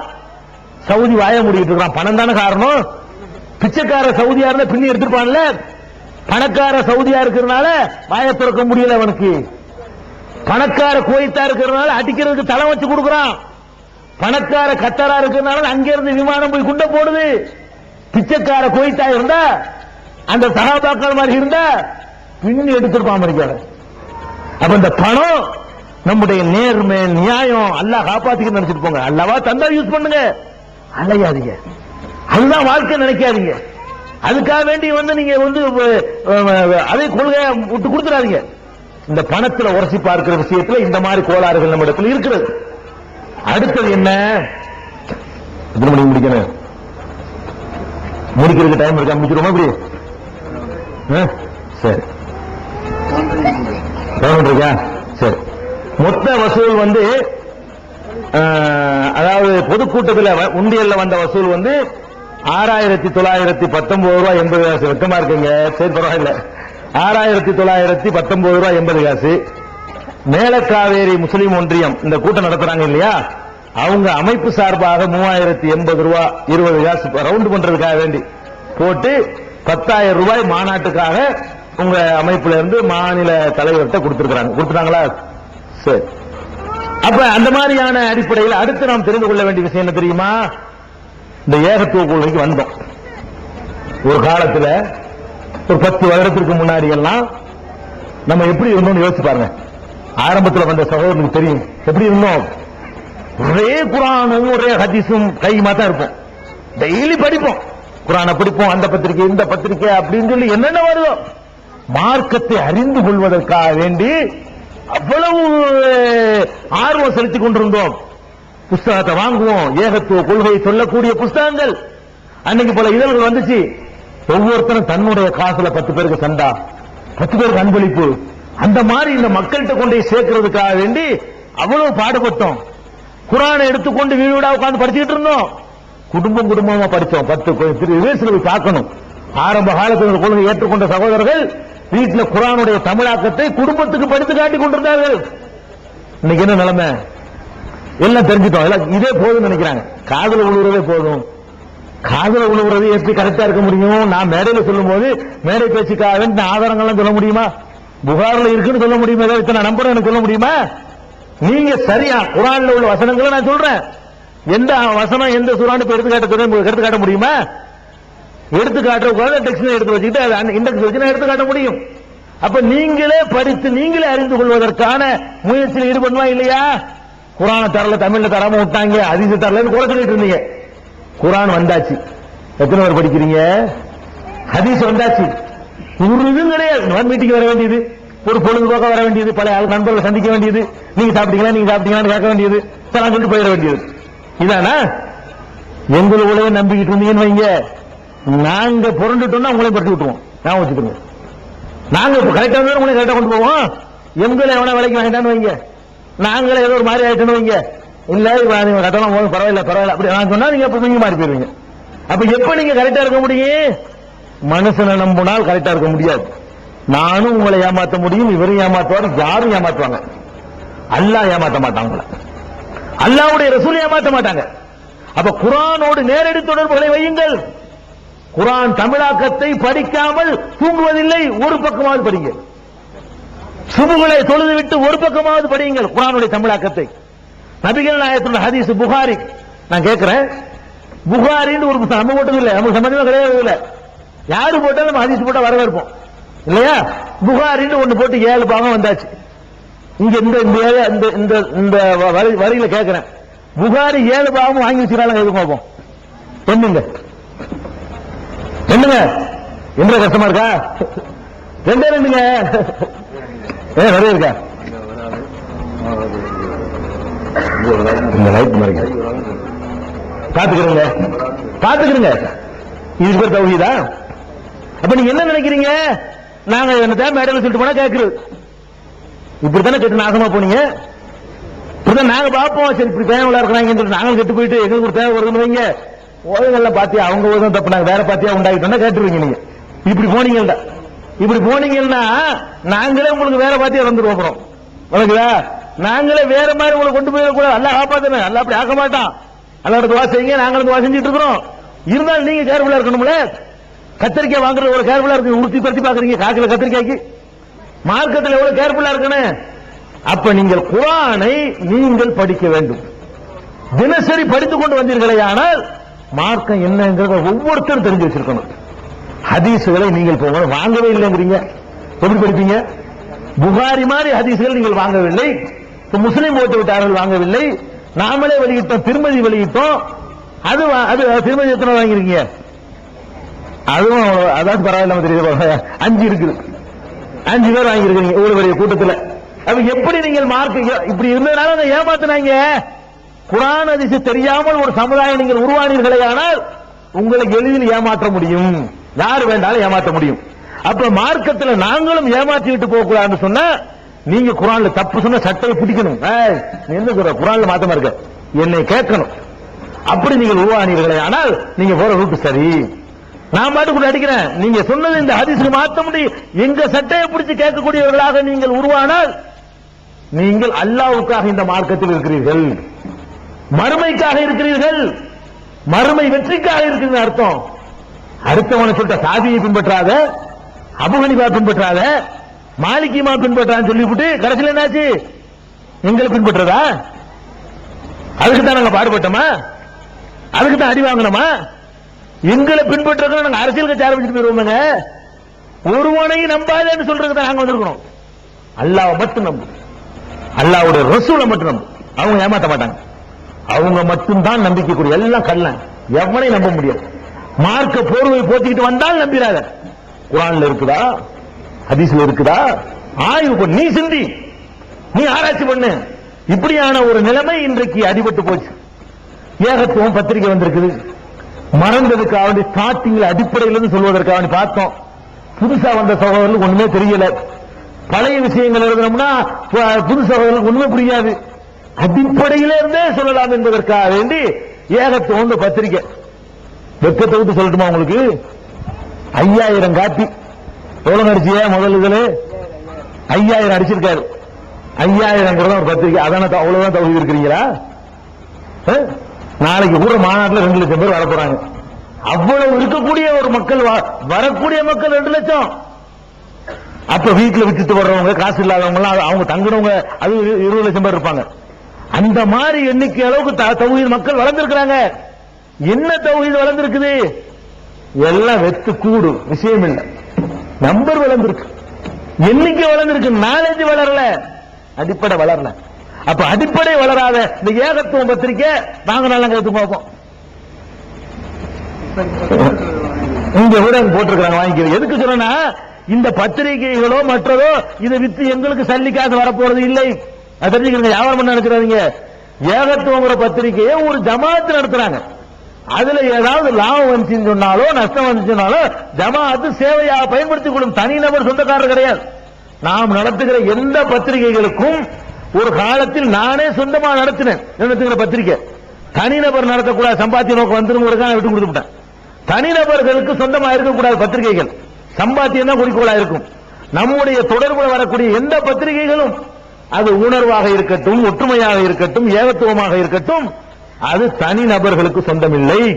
அதுல வரக்கூடிய லாபங்கள் நிறைய வந்துச்சுன்னு சொன்னா நல்ல காரியங்களுக்கு அள்ளி கொடுப்பாங்க, நல்ல விஷயங்களுக்கு தருவாங்க. நஷ்டப்பட்டுச்சுன்னா இருக்கிற சகோதரர்கள் கையில இருந்து போட்டுக்குவாங்க. வியாபார நோக்கில் நடத்தப்படுவது இல்லை. பத்திரிகை நடத்துறாமல் இருக்கு, அதுக்கு அழிச்சிட்டு போயிட்டா நாளைக்கு வித்தனை பண்ணிடுவீங்க. அதுக்கு எனக்கு எந்த சம்பந்தம் இல்லை. எந்த பத்திரிகையிலையும் நாங்கள் எழுதுவதற்கும் காசு வாங்குவதில்லை. பத்திரிகையில் நாங்கள் எழுதுறோமே, அது ஒற்றுமையில் எழுதினாலும் உணர்வுகள் எழுதினாலும் ஏகத்துவத்தில் எழுதினாலும் அல்லாஹ்வுக்காகத்தான் எழுதுகிறோம். எழுத்துக்கும் நாங்கள் காசு வாங்குவதில்லை, பேச்சுக்கும் வாங்குவதில்லை. இதை கொண்டே டிவியில போய் யாராவது ஒளிபரப்பினார்களே ஆனால் அதுக்கும் எங்களுக்கு சம்பந்தம் கிடையாது. யாரு வேணாலும் ஒளிபரப்பிடலாம், அதுக்கும் எவங்கிட்ட சல்லி காசு வாங்க மாட்டோம். மார்க்கத்தை சொல்றது வாய்ப்புன்னு பயன்படுத்தி கொண்டு போயிடும். அதனால பத்திரிகை சொல்றது எதுக்குன்னு கேட்டா அடிப்படையிலிருந்து சொல்வதற்காக இப்ப 2வது இதழ் வந்திருக்குது. முதல் இதழ் 2வது இதழ் படிச்சுட்டு வந்தாங்கன்னா மக்களை இப்போ எஜுகேட் பண்ணுவோம், அடிப்படையிலிருந்து கொண்டு வருவோம். தொழுகையிலிருந்து ஆரம்பிச்சு ஒளி செய்யறதுலேருந்து சலாம் கொடுக்கிற வரைக்கும் உள்ள சட்டங்களை காரண காரியத்தோட ஆதாரம் கூட சொல்வதற்கு ஒரு தொடர், இப்படி பல சிறப்பம்சங்கள் வருது. அதை வாங்கல அதிசயன்னு அரபு மூலத்தோடலாம் வருது. அவர் தான் அந்த ஏகத்துவத்துக்கு பொறுப்பாளர் சுலைமாஜியார். அவங்க தௌஹீத் ஜமாத் துபைல உள்ள தௌஹீத் ஜமாத்துக்காரங்க நடத்துறாங்க, ஜமாத் நடத்துறாங்க, தனி நபர் நடத்தவில்லை. அப்ப நான் எதுக்கு எல்லாம் சொல்றேன்னு கேட்டா உரசி பார்க்கணும். ஒரு காலத்தில் நம்ம படிக்கிறதுக்கு நம்ம எவ்வளவு தாகம் கொண்டு அலைஞ்சோம், வெறி முடிச்ச மாதிரி அலைஞ்சோம், படிக்கல, நாலேஜ் வளர்க்கல. இன்னைக்கு சபதம் எடுத்துட்டு போங்க, மனுஷனை நம்பி அடுத்து உங்க புள்ள குட்டிகள் தௌஹீதா இருக்குன்னு ஆசைப்பட்டீர்களே, ஆனால் நீங்களே மார்க்கத்தை வழங்கணும். எங்களை நம்புனா முடிஞ்சு, சகாப்தம் குளோஸ். இப்ப இருக்கிறவங்களை காலி பண்ணிட்டாங்க, பாம்பு அடிச்சு காலி பண்ணிட்டாங்க, என்ன செய்யறோம்? அதனால இருக்க முடியுமா? அதெல்லாம் எதிர்பார்த்தா நம்ம இறங்கி இருக்கிறோம். போகும்போது கத்தை விட்டு சீட்டு போயிருவாங்க, அதுக்கெல்லாம் தயாரா நம்ம இறங்கி இருக்கிறோம். அப்புறம் என்ன பண்ணுவீங்க? அப்புறம் என்ன யோசிக்கணும். எந்த நேரம் மூத்து இருக்கிறது, எவனையும் நம்பி மார்க்கம் இருக்கக்கூடாது. மார்க்கத்தை நபிகள் நாயகம் போன பிறகும் இந்த மார்க்கம் இருந்தது. அப்ப நாங்க போன பிறகு இருக்குமா? நாங்க கவலைப்படுறவங்க ஆகிவிடாதீங்க. நபிகள் நாயகம் போன பிறகும் இந்த மார்க்கம் இருந்தது. ஏன் இருந்தது? குர்ஆனை கொண்டு இருந்தது. நபிகள் நாயகம் போனாங்க, ஹதீஸ் போகல, அவங்க சொன்ன அறிவுரைகள் போகல. அந்த அடிப்படையில் படிப்பை வளர்த்துக்கிறங்க. எடுத்து சொல்ற வேலை எத்தனை பேர் சொல்றீங்க? இதே வேலையை அலைய வேணாமா? நம்ம சகோதரர் நம்ம தகப்பனா நரகத்துக்கு போயிடக்கூடாது. பலவிதமான புல்லுரிமைகளும் பலவிதமான சித்தாந்தங்களையும் பரப்பிக் கொண்டு அடிப்படை தௌஹீது அதை விட்டு தடம் மாறி மனுஷனை கடவுளாக்குற சித்தாந்தத்தை கொண்டு போயிட்டு இருக்கிறார்களே, அவர்களை மீட்டெடுப்பதற்காக வேண்டி எத்தனை பேர் உழைக்கிறீங்க? நம்ம உண்டு, நம்ம தொழில் உண்டு, நம்ம வேலை உண்டு. இந்த மாதிரியான குறைபாடுகள் நம்மிடத்தில் இருக்கிறது. இது போக சராசரியா வரக்கூடிய இன்னும் ஒரு முக்கியமான அறிவுரை சொல்லணும். பள்ளிவாசலுக்கு போறீங்க, தடுக்கிறாங்க, ஒட்டுவே என்ன செய்யறது? திருப்பி அடிக்கிறது. அடிச்சுக்கா நீ உங்களுக்கு ரசூல் அப்படி செஞ்சாங்களா? மார்க்கத்துக்கு தானே அடிக்கிறேன், வாங்கிட்டு போங்களேங்க. மார்க்கத்தை சொல்வதற்கு அடிச்சான்னா அடிச்சு விட்டு நாளைக்கு தௌஹீதுக்கு வருவாங்க. அடிச்சவங்க வந்திருக்கீங்க, அடிச்சவர்களும் கல்லு விட்டவனும் தான் வந்திருக்கான தவிர அடிக்காத வேடிக்கை பார்த்தவங்க யாரும் வரல. அப்ப நீங்க அல்லாஹ்வுக்காக மார்க்கத்தை சொல்வதாக இருந்தால் எவ்வளவு துன்பங்கள் அடக்குமுறைகள் வந்தாலும் சகித்துக் கொள்ளுங்கள். இன்னொன்றை நான் சொல்ல வேண்டியிருக்கு. இது சுய பரிசோதனை வராட்டா கூட பள்ளிவாசலுக்கு போறீங்க, அதுல ஒரு நாகரிகம், நமக்குன்னு மார்க்க நாகரிகம் சொல்லி தரலையா? அவர் ஹவுடர்ல உட்கார்ந்துட்டு அவரை லந்து பண்றது, இவரை கிண்டல் பண்றது, தனிநபரை தௌஹீத் தான். அப்ப கோவரமா இல்லையா அவனுக்கு? அங்க போய் பேசுறது, அவன் 20 ரகாத் தொழுவான், சரின்னு நினைச்சு தொழுவிட்டு இருக்கான். நீ 8 தான் மார்க்கத்துக்கு நல்லா தெரியுது, ஒண்ணு கடைசி 8ல போய் சேர்ந்துக்கிட்டு தொழுகலாம், இல்லையா வீட்டுல தொழுது போயிடலாம். என்ன செய்ய தெரியுமா? முதல் சபை நிக்கிறது, 8 தொழுத ஒண்ணு அப்படி 2 சபை விரிஞ்சோம். அவனுக்கு கோவரமா வராது. நான் கேட்கிற அவன் பார்வையில் இருந்து பாருங்க, எல்லாம் மேடையில் உட்கார்ந்துட்டு அல்ஹம்துலில்லாஹ் ஆரம்பிச்சோன்னு ஒரு 50 பேர் காலியா என்ன அர்த்தம்? எனக்கு எப்படி இருக்கு? மெண்டலா போய் ஒண்ணு அர்த்தமா இல்லையா? அப்ப நீங்க அங்க உட்கார்ந்துட்டு ஒரு ஆளு ஒரு சபை புரியாத மக்கள் இருக்கிறாங்க, அது சரின்னு நினைக்கிறாங்க, விளங்க வைக்கிற கடமை இருக்கு. நம்ம அப்படித்தான் இருந்தோம். அவர்கள் மீது மகன் தந்தையின் மீது காட்டுகிற கரிசனம் கொண்டு நம்ம பார்க்க வேணாமா? எதிரியாவ உங்களை எதிர்க்கிறவன் யார்? எதிரியான அவனு நம்ம சகோதரன் தானுங்க. புரிய வைங்க, புரிய வைக்கிறது தகுந்த மாதிரி நடக்கணும். கூட்டு துவா மார்க்கத்தில் இல்ல, அதுக்காக துவாவே இல்லையா? பள்ளிவாசல் உட்கார்றது, ஸலாம் அலைக்கும் ரஹ்மத்துல்லாஹ் பட்டு போட்டு சொல்றாரு. ஏன் அவரை விட தாண்டி கூட வைக்குவா? ஏன் உனக்கு துவாத மார்க்கத்தில் கூட்டு தானே இல்லைங்களோ? கூட்டு துவா இல்லையே தவிர ஒரு மனிதன் கேட்கிற துவாவுலையே ஐயத்துவா யஸ்மோன்னு சொல்லி கேட்கிறாங்க. இறைவனால் அதிகமாக ஏற்றுக்கொள்ளப்படக்கூடிய துவா எது? பிரார்த்தனை எது? கடமையான தொழுகைக்கு பிறகு கேட்கிற துவா ரசூலுல்லாஹ் சொல்றாங்க.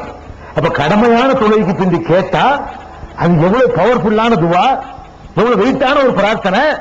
அவர் அஜர்த்து வைத்து போறாரு, நீ தனியா உட்கார்ந்து கேட்ட அவர் 5 நிமிஷம் ஓதுனா நீ அரை மணி நேரம் உட்கார்ந்து அழுது என்னென்ன வேணுங்கிறியோ, வெளிநாட்டு விசா அல்லா உனக்கா இந்த விசா நான் தியாகம் பண்றேன், மனைவிக்கு செய்த கடமைக்காக தியாகம் பண்றேன், நீ எனக்கு அள்ளி போட அல்லான்னு கேட்டீங்களா?